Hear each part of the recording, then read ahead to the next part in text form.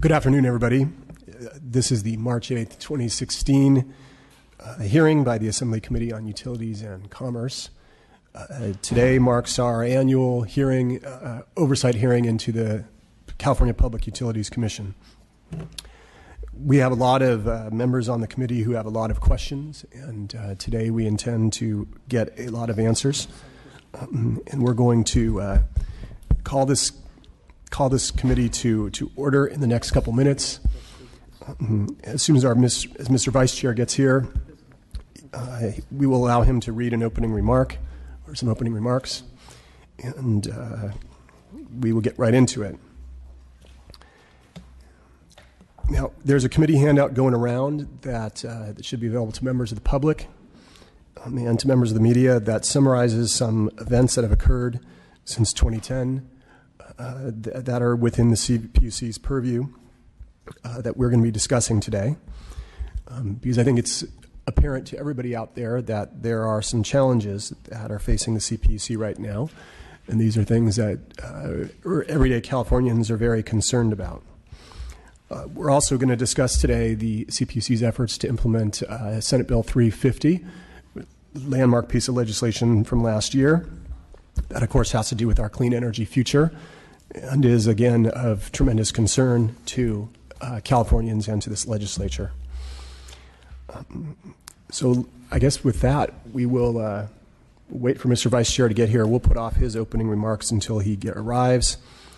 In the meantime, I guess we will invite Mr. Picker, Chairman Picker, to come on right up.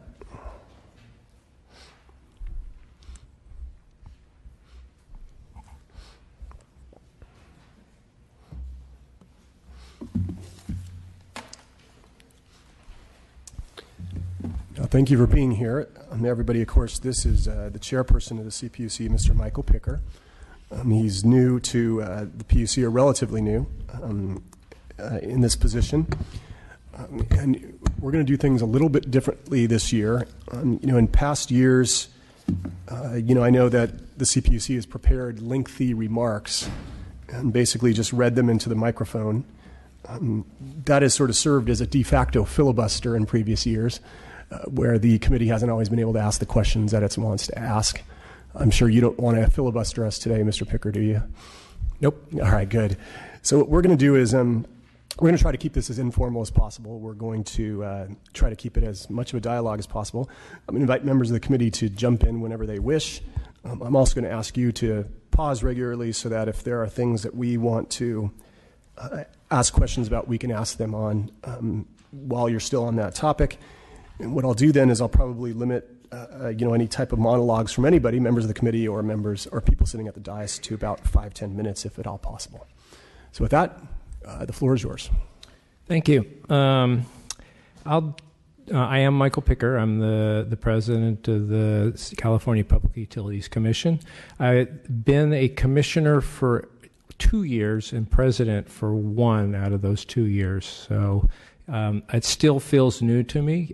It's a very difficult, complex, and frustrating place for me to work. Every day I go and I learn something new. I usually learn it the hard way by making a mistake. I figure at this rate, someplace around the end of my term, I'll actually understand what I'm doing. I do have a clear sense of things that I thought were important to talk about, so I can focus a little bit on what we've been doing in terms of safety, a little bit on what we're doing in terms of greenhouse gas reduction and energy. I think that there are things that are linked to SB 350 that are important to discuss, as well as SB 350 itself, and then overall efforts to modernize the CPUC, to develop new structures for accountability and to make it a more effective and functional organization. So with that, I'll just kind of hold for a second. Welcome, Mr. Vice Chair.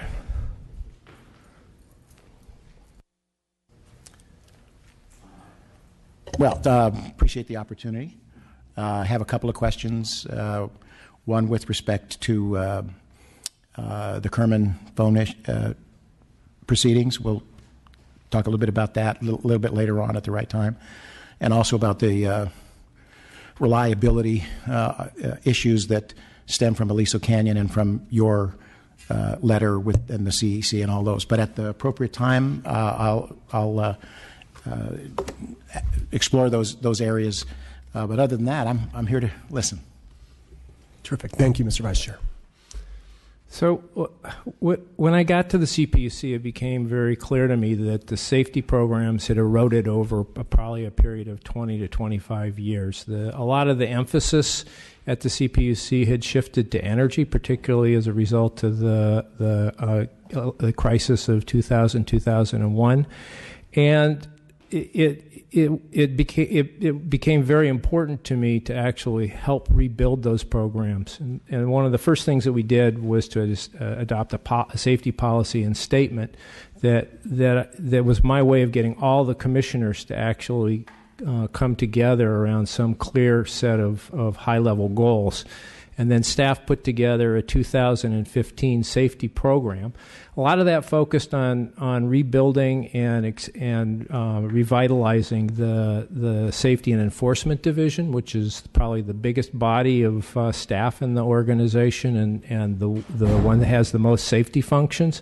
They tend to have many of the safety functions like rail and motor carrier safety, for which we don't have rate setting capabilities. We also started to look at it again this year and came up with the 2015 plan, and that really starts to expand to the rest of the organization and try to build more safety effectiveness and other programs in the organization. I'd point to our next set of steps, which is really to begin to build relationships with other state agencies. I think you asked a question about one of the areas where it became very clear that state agencies don't work terribly well together. That's Aliso Canyon. Another place where I can very specifically point to the need for us to have effective collegial relationships and share power is in physical security and cybersecurity of the electric infrastructure. We're designed to be kind of an open agency. We publish a lot of things. Unless a utility marks things as secret, it actually goes to anybody who asks for it. And so it makes it very hard for us to then do things that have national security consequences, like inquire of and try to build a record on how an electric utility is safeguarding its substations.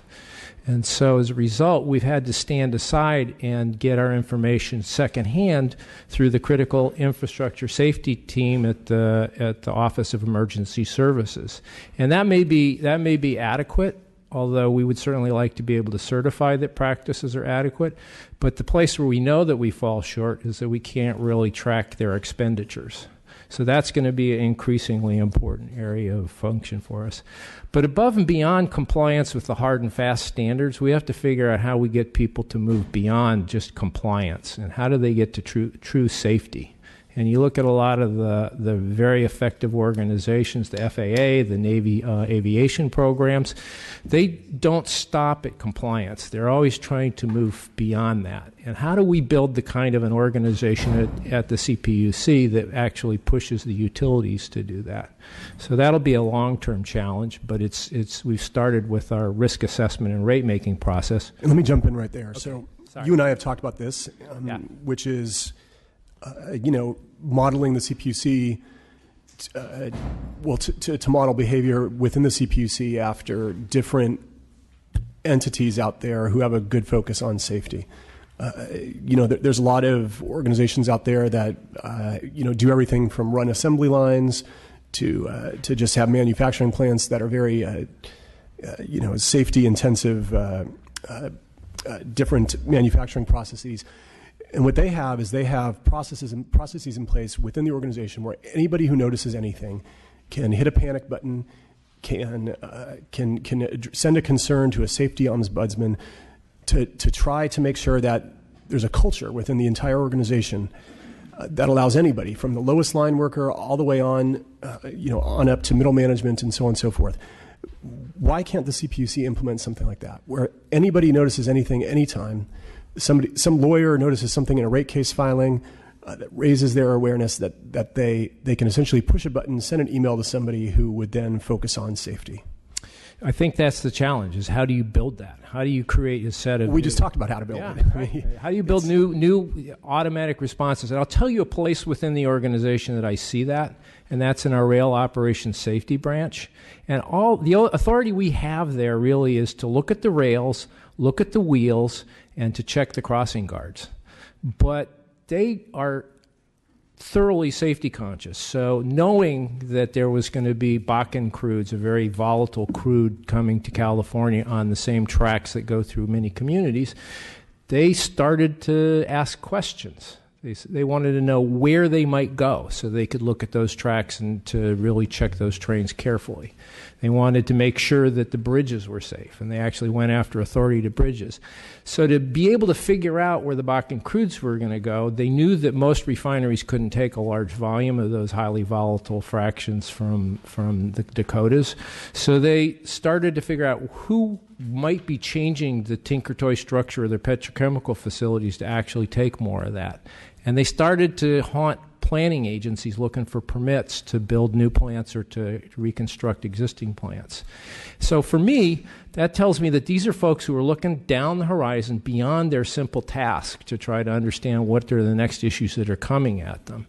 And they found a couple of places, and they've really spent a lot of time on trying to improve safety along those rail lines. Now, frankly, I think one of the reasons they're successful is they're all in the field. They're self-sufficient. They understand their jobs. They have a common vision of safety that goes beyond simply compliance. It's thoroughly permeates everything you do for them. When I went down to visit them, it was the first commissioner who had ever visited the Bakersfield Rail Operations Safety Branch. The first thing they warn you as part of their safety training for a visitor is don't stand on the tracks. You can slip and fall. You get grease on your boots, and you can slip and fall elsewhere. So as soon as I did that, of course, because I was very interested in what they were saying, and I just stood on top of the tracks, I realized what I'd done. But before I could even move, there was somebody starting to crowd me from behind to make sure I didn't fall backwards, and there was somebody stepping in to grab me from the front. How do you build that kind of consciousness and that awareness and that reaction throughout an organization that is heavily bureaucratic, that's focused on compliance, not on safety excellence? How do you give people tools, training, and the confidence to do that in every case? And that, I think, is going to take us time to build that. I think it starts from the top. I think you could, for example, you could order that utilities implement a see something, say something policy where every worker feels comfortable that if they see anything that they can say something about it, and you implement the same policy within the CPUC. Well, so we actually had what we call a safety en banc. It's a new feature where all the commissioners brought all of the CEOs from the gas and electric utilities before us to talk about that. And most of them show some evidence of actually having that policies. So in some cases, you can see that it's actually effective. And other utilities, you hear them say that, but it doesn't really work. And so for me, it's both trying to get my staff to live that, but how do you actually make sure that when you have a top leader who says that and you don't see it throughout the organization, what's the answer? Why isn't that working? That's a question that I've asked myself over and over and over on PG&E. And so we fined them $1.9 billion in one case, and another $600 million in another case, $2.5 billion for one incident. And that's the biggest utility fine ever. And yet I find that there are portions of their gas operations, particularly the distribution system, where it's just not working.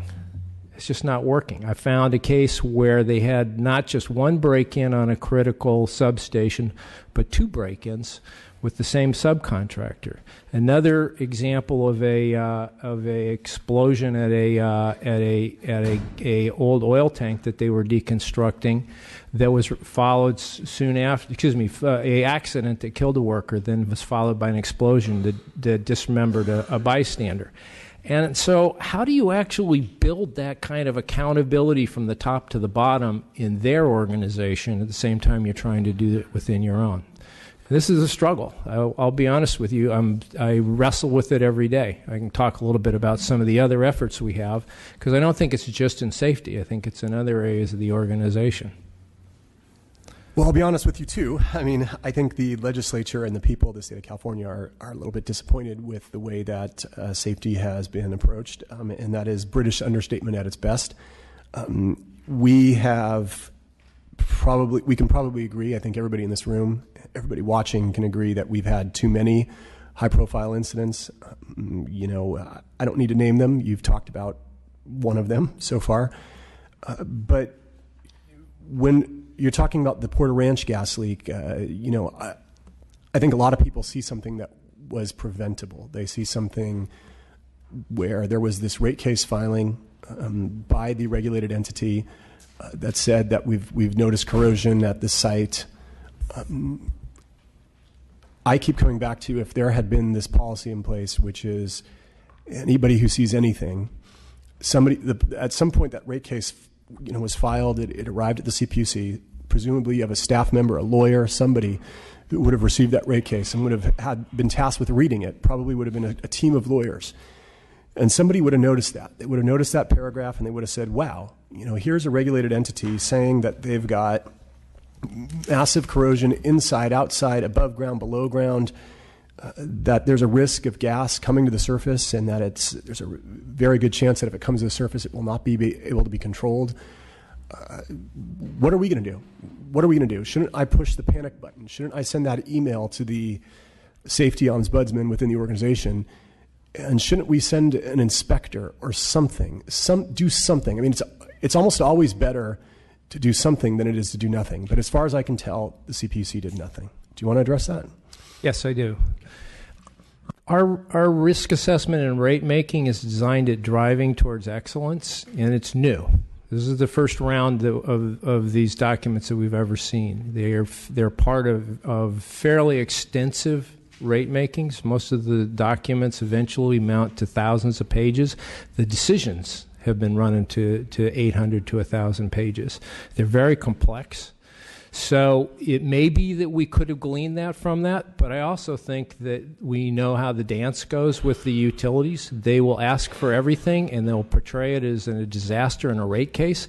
I expect them, if they believe there's an imminent hazard, to come to me, not to put it in a rate case document that's about expenditures they're going to make in the 3 following years. Let me interrupt you right there. So we expect that utilities will fix problems that they've identified. No, but they don't always do that. They don't. I mean, a newsflash, right? I mean, the way that we've talked about this before, we made the analogy that the regulated entities are like teenagers, and you are the parent.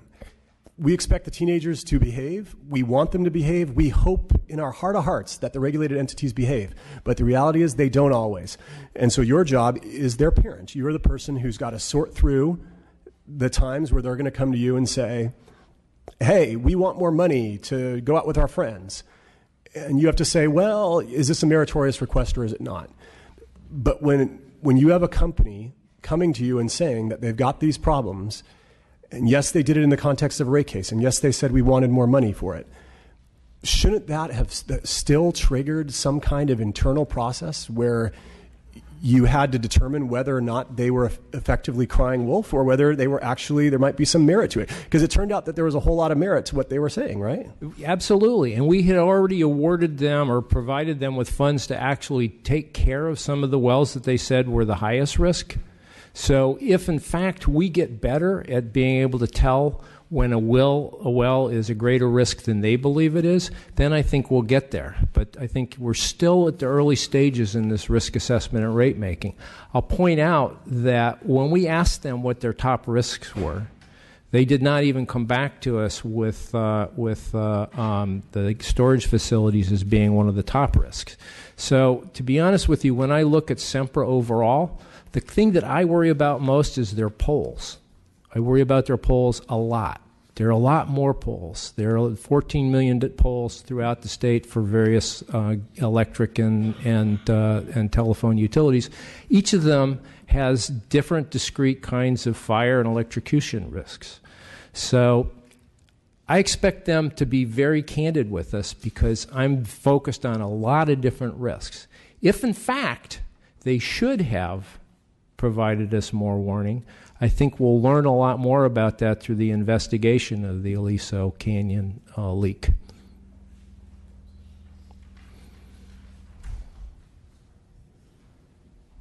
Mr. Cork has a question, followed by Mr. Obernolte. So getting back to the safety issues again. So after the fact, we all know that there's a big risk with gas storage. The problem is it's no worse at Aliso Canyon than it is probably at many other storage sites throughout the state. And I can understand why we're doing Aliso Canyon first, and perhaps why we're not allowing it to pump gas, although that has its own set of difficulties. But at any rate, what are we going to do about the rest of the state and its facilities? We've already joined with the Division of Oil, Gas, and Geothermal Resources in asking for all of the other gas storage facilities to report on the status of their infrastructure. Not all of them are the same. Many of these are single-purpose facilities. For example, Wild Goose and Lodi, which are located here in Northern California and serve PG&E, are actually single-purpose facilities. They were former depleted gas fields, mostly sand rather than the kind of rocky structure at Aliso Canyon, weren't used for oil production, relatively few wells. So they've completely replaced the well infrastructure and put in new facilities. So they're dramatically different and a little bit easier to manage because they were done more recently and have relatively few penetrations by older wells. So we can start to do some risk assessment amongst all the rest of them and begin to focus on the ones who actually come back to us and tell us a little bit more about it. Facilities that have extracted or produced oil as well as gas tend to have a little more water. They'll have a little more sulfur from the oils. They have a little bit more potential for corrosion. This is all stuff I've learned because I'll be honest with you, I knew nothing about wells until then. Our authorities, our explicit authorities, as they're handed to us by the federal government, only deal with the pipelines. So our challenge really ultimately to be effective at this isn't simply to hold the utilities accountable to their rate structure or if they're reporting to us, but to have a better, more intimate relationship with the people who actually do understand wells and geology better than us, the Division of Oil, Gas, and Geothermal Resources. And I think that that's probably the most important takeaway that I've taken from this is that we have to help the PUC be less isolated and more integrated into the rest of the state's safety infrastructure. In other states, you have sometimes one safety agency that deals with all these different hazards and risks. Yes, I'm proposing something like that right now. The challenge then, of course, is then how do you match that to the rate making and make sure that they're adequately funded to do that? And so I'm never going to reject any idea of reform, but I will say that that's the issue that we've confronted in the past, and it's been an obstacle in other efforts to reorganize the energy agencies. Just to follow up, and you mentioned the poles and the electrical system. Is there someone thinking about, so as soon as we had San Bruno, everyone started to worry about pipelines. Now we're concerned about gas storage, as we all should be. And you've now mentioned poles. But is there somebody who's just looking across the whole system? And you've also mentioned railroads. By the way, we had a derailment in my district last night. Sorry to hear about that. Yeah, I don't know what could have been done to prevent it. It was probably a mudslide, but anyway. The point is there somebody out there who's thinking long term? The chair mentioned infrastructure, decaying infrastructure. Is there somebody looking at across the infrastructure to say, and across safety concerns to say, what could be next? I think about that a lot, but the question is, how do you get it out of the head of one commissioner and institutionalize it as a function within the organization? And so for me, the answer has been, how do you get a safety advocate whose sole mission is to think about safety and to ensure that we actually are focusing resources on that? We have ratepayer advocates, and their mission, in the mission of the Office of Ratepayer Advocates, is very specifically to keep rates low. Who is it that actually provides the opposite function and makes sure that we're spending enough in the regulated entities to deal with safety? Is that a budget proposal? We're not allowed to say. Oh, okay. Look, I think... But I hope that you'll see something really useful in the May revise. All right. I'm just saying that you do have to get it out of your head, and you do have to get it into the organization. And I would certainly be very happy to hear a proposal of that type. I will say that if you're as troubled by I am at the risks that's posed by aging wooden poles that are past their lifetime, we're having another safety en banc at the end of April down in Los Angeles, where we're going to talk to folks about the cause of the Malibu fire, and then go and bring the CEOs of the electric agencies in and the pole administrators to talk about their replacement programs and give us a update on where they are, and just kind of get them on the record. But then the challenge is really, what do we do about the telecom industry, which we can't cite, but who have a federal right to actually put their infrastructure on those poles? And how do we begin to actually manage these multi-purpose poles rather than one single utility pole? Well, if you have the right to monitor the poles because of the electrical infrastructure, why isn't that adequate? Well, a good example is here in Sacramento. I have a SMUD pole in my backyard, and it also serves a local cable provider. Mm-hmm. So I haven't had cable for probably 10 years. Nobody's removed the cable infrastructure from my section of the pole. I can't reach it, and it's kind of frayed and brittle, and the winds, the parts that I can't reach, whip around. And if they go up and go over the active electric service, they can arc and cause a fire.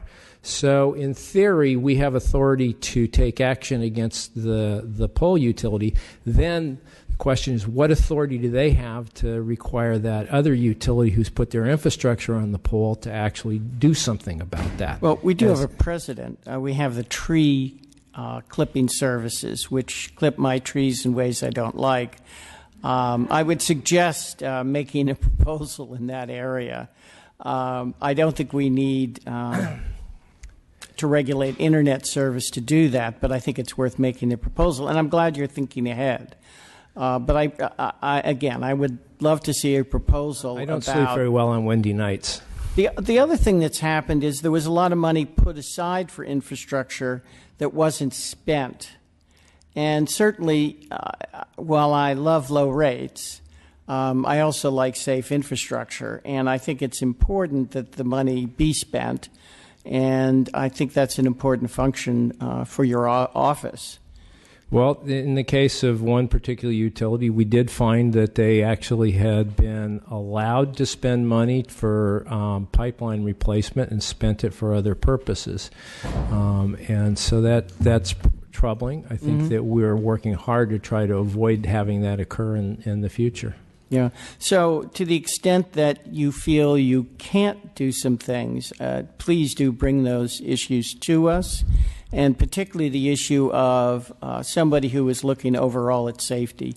I agree with you, that's a major concern, and I think we have to help you there in ways that still allow for freedom for the internet providers, but also have people take responsibility. In any recession, the first thing to go is maintenance and replacements, and people will just try to extend the lifespan of their infrastructure. And we've had something like 10 years of recession, where Utilities have a fixed rate of return, recession or not. I mean, we set their rates, and they get a fixed rate of return, whether or not the economy's good, whether or not the economy's bad. I wasn't there, but my impression is that commissioners don't like to raise people's rates in a recession. They don't need to raise rates. Governors In don't many like cases, to appoint people who raise rates. in many cases, the utilities have been granted a fixed rate of return for 10 years, for 5 years. It's made before a recession. It's made after a recession. A fixed rate of return is a fixed rate of return. It doesn't require rates to be raised to get to the level where they've been at for a number of years now.